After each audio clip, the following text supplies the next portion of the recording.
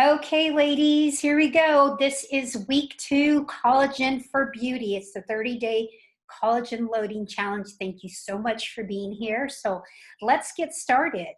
So week 2 is all about beauty. So when I'm talking about beauty, I'm talking about skin, hair, nails. What happens to collagen when you go through menopause? We have a lot of women as they start going through that change of life, even as early as 30s. We're starting to see women that by the time they're 40, they're in menopause. It's crazy.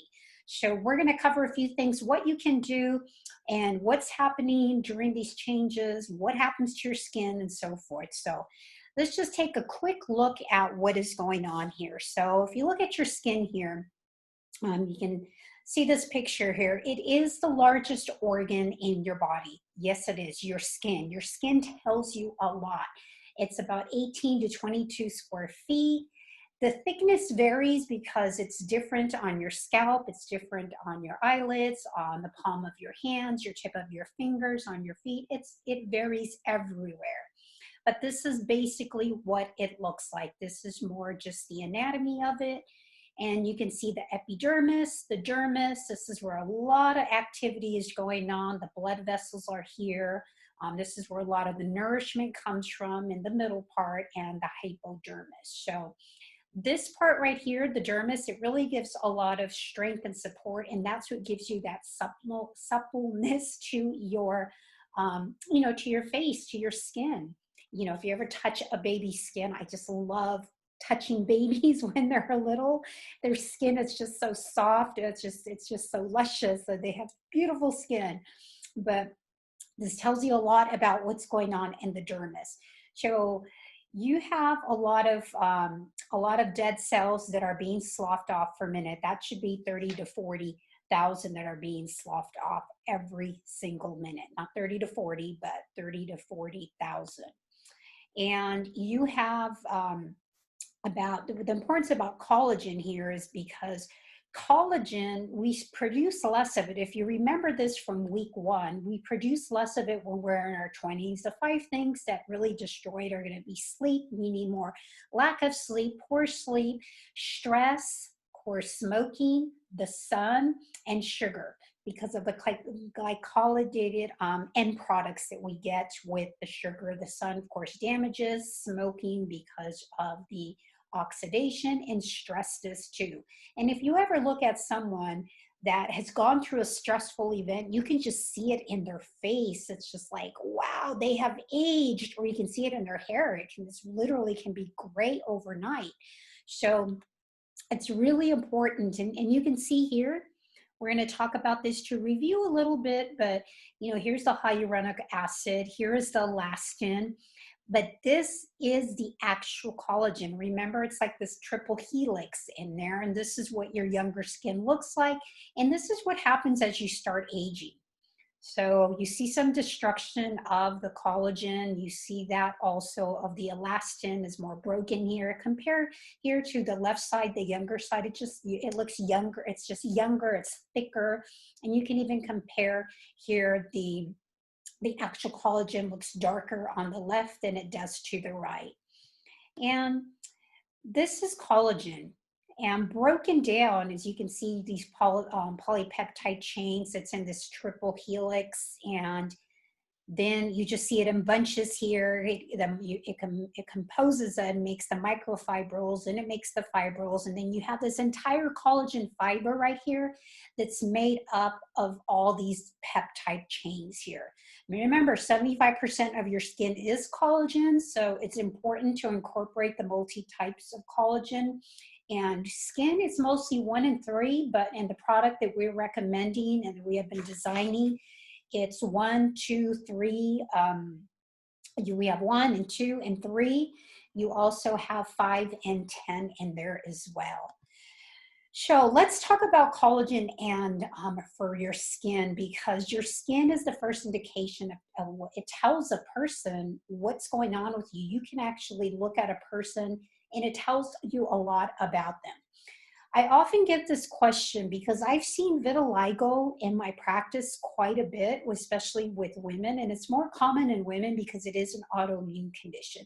So can collagen help for vitiligo? this is some of the patterns that you'll see. It is very common in the hands, but you'll also see it in the face, and they have like white blotchy spots. Michael Jackson actually had a vitiligo.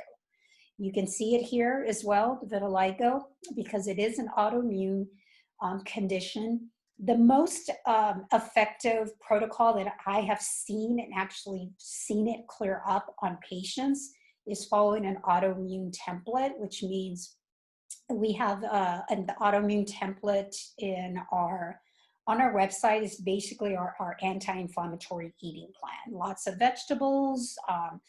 You avoid nightshades, you avoid sugar, you avoid gluten and alcohol. So it's a lot of vegetables, some fruit, clean animal proteins. You have to be careful with dairy, just proceed with caution, and even with eggs.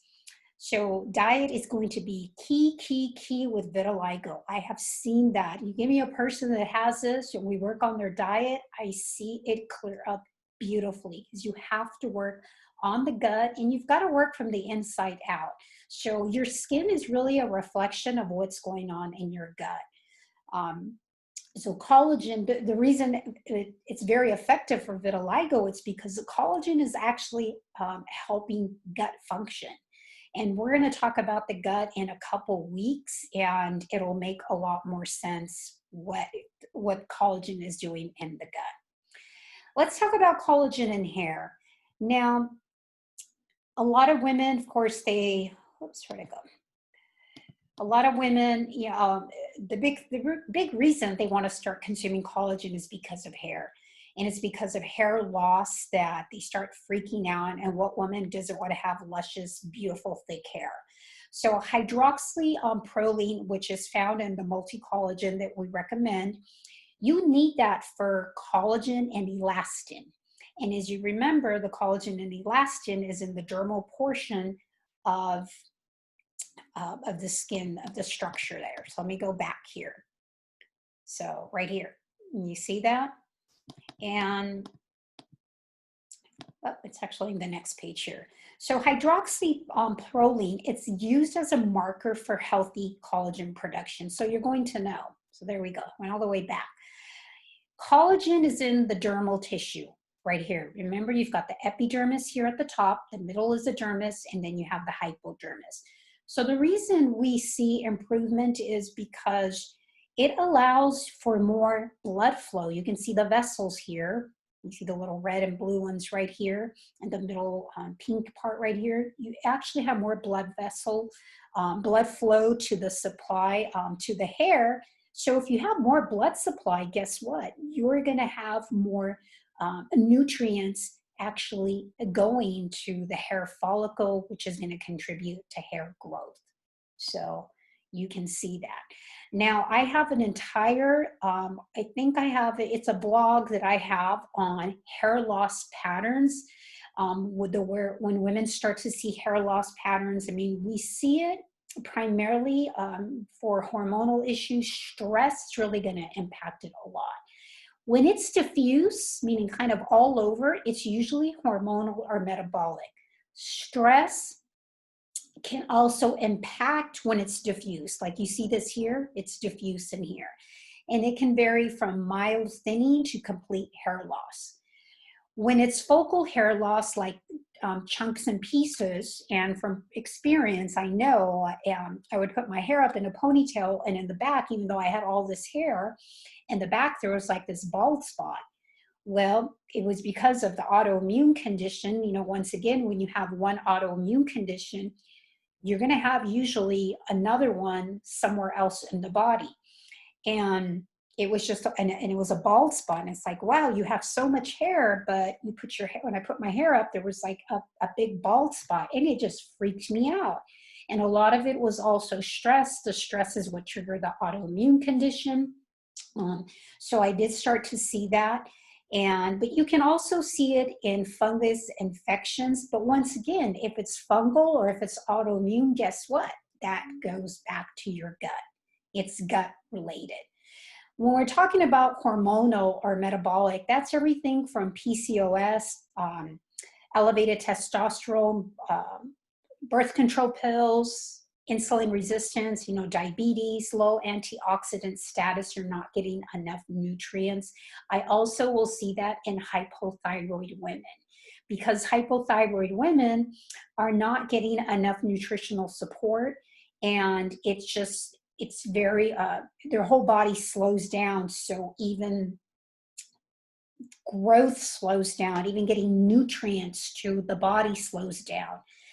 Gluten also is a major trigger for hair loss. So gluten is wheat, oats, rye, barley. So if you're eating pastas, cereals, breads, pretty much anything that's in a package, you're going to find gluten in there. That's why the anti-inflammatory eating plan or autoimmune eating protocol is phenomenal and does wonders for people. You don't have to have an illness or some sort of disease, but if you just want to feel better, just eat real food. So those are some awesome patterns for some awesome templates to follow. So let's talk about collagen and your nails. So in collagen, I mean, you need healthy levels of collagen for to have healthy nails. And when you do the collagen loading, you are going to notice that you're going to have some really strong, healthy nails. But what I do want to share with you is that your nails actually tell you a lot. This is what healthy nails look like. But let me tell you what unhealthy nails look like. And collagen will help, but you need to find out what's the underlying root cause of it. You can have brittle nails like this. Okay, brittle nails can often be an iron deficiency, and iron deficiency is usually also a hydrochloric acid deficiency. So it could be one or both, and maybe it's a person that's not eating enough foods rich in iron, or they're low in hydrochloric acid, or they have some sort of gut issues like hypochlorhydria that they're not producing enough hydrochloric acid to digest the food, therefore get enough nutrients. So you'll have brittle nails. So that's an example. And I know you have seen this in people, or maybe yourself. This is what's called spoon nails. And this is usually indicative of hypothyroid or heart disease. So most doctors, they will look at your eyes. They can look at the pink of your, or the white of your eyes. They can look at your hair. They can look at your skin, but they look at your nails. And they tell you a lot because the body doesn't lie. So hypothyroid or heart disease, these are some indications there. When you have nails separating from the nail bed, that's often found in people with Graves or hyperthyroid, an overactive thyroid. And Graves is also an autoimmune condition. When you see these black dots here, the black marks in nails, that's usually a heart or respiratory disease. So those are some indications, and you just, that's when you need to see a doctor. And that's why polishing your nails all the time and not knowing what they look like is kind of like getting dressed every single day and not looking in the mirror. And so I'm always telling people, look at your skin, look at your nails, look at your hair, look at your stools, look at your poop, because it does tell you a lot. When you have yellow nails, this is an indication of possibility of chronic bronchitis or a respiratory disease. Now, this is very common, white spots. I know you've seen it. I've had these. And it's usually a vitamin B6 or zinc deficiency. And, zinc is very common, and you can find it in pumpkin seeds. You can find it in your meat. So I often would find this in a lot of vegetarians. And then you've got your nails that are peeling. You actually can split them and peel them. This is usually an indication of low vitamin A, C, or even calcium. So a lot of that is because of poor diet or even poor digestion. What about women in collagen and menopause? What's going on during that time? Well, the reason women have less production of collagen, another reason, as I mentioned in the beginning, as you, once you're in your 20s, which really sucks, 20s are supposed to be your great time of your life, but when you hit your mid-20s, you actually start to produce less collagen is being produced. So, when you actually go into menopause, what happens is you actually produce less estrogen levels. So collagen is actually, production is directly correlated to estrogen levels. because estrogen is responsible for keeping your skin thick and for also retaining its moisture. So when estrogen is low, your sweat glands and even the oil producing cells, they slow down their production, even hyaluronic acid. That's why you see a lot of these products now that say, oh, they have collagen, hyaluronic acid, and some of your other natural moisturizers start to decline because of the low estrogen levels. And if you've taken some of my other courses, you know that menopause, transition into menopause, the best way is, of course, going to be lifestyle and a clean diet, stress management, what I'm going to talk about in the next slide. So you've got to keep healthy levels of estrogen to keep the skin thick, moist, plump, and better blood flow so you can have optimal collagen and elastin production. So how do we do that? Well, you can stimulate collagen. There's even collagen boosters. There's products out there, and we did talk about them on week 1, but let's talk about a few things here that you can do. One, we've talked about diet. I cannot overemphasize diet because if you're eating food that creates a stressor in your body, remember stress will inhibit collagen production, actually destroy collagen. And when you have a bad diet, a diet that has sugar, gluten, dairy for some, eggs are even sensitive for some people, they don't do well on that, that will actually interfere with collagen production. What else can you do to stimulate collagen? The collagen peptides that you're taking, the multi-collagen, instead of just the 1 and 3, you've got a combination of different collagen types. You also, if you improve your gut function, because if you improve your gut function, you're actually going to digest food and break it down and absorb it. So having healthy gut function, having the proper, also enough enzymes and hydrochloric acid to break down, digest the food, and to have that healthy gut to absorb the food is going to be key. Now, collagen does help with repairing some of that gut lining. That's why a lot of patients do better. People in general do better with gut health because of the collagen. Vitamin C, as we talked about in the past, you need vitamin C. It's like it's like the helper in producing collagen. So you need that little buddy next to you. Stress management, I can't overemphasize that, because if you ever look at someone and they're under a lot of stress, 2 weeks later, you see them and it looks like they've aged overnight. So other things like biotin enriched shampoo for hair, that actually does help. So you can try that. BioSil is a product that I used years ago. I had some drops that were given to me. I did not like the drops, but you had to take a lot of capsules just to get the benefit. But a lot of the studies, I mean, people do very well with that. So it's always beauty from the inside out. So to stimulate collagen, you've got to keep your gut strong and healthy. And that's why I'm very proactive with patients that let's take a look at your gut. Let's test your gut to make sure that if there's any pathogens, we eradicate them. Because once again, your gut is your second brain, but 60 to 80% of your immune system is in your gut.